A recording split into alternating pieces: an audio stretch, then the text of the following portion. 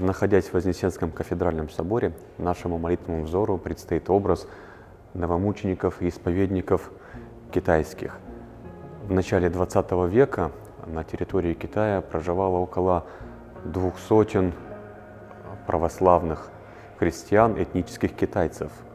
Они приняли веру от своих предков, которых просветили духовенство, еще прибывшее в Китай в XVIII столетии.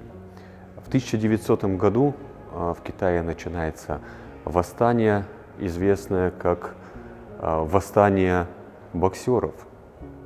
Оно было направлено на борьбу с иностранным влиянием в Китай. И вот одна из целей, из лозунгов таких вот повстанцев-ихтуанцев была борьба с христианской церковью. И в момент этих восстаний погибло около 30 тысяч христиан. Было опознано 222 православных христианина, китайцев, которые в 1902 году были прославлены и причислены к лику святых.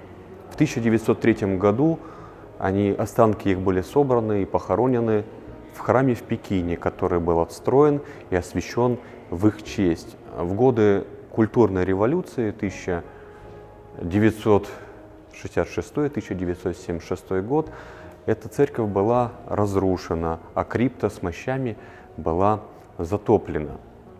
По образцу древней китайской иконы казахстанскими художниками был написан сей образ и принесен в дар Вознесенскому кафедральному собору.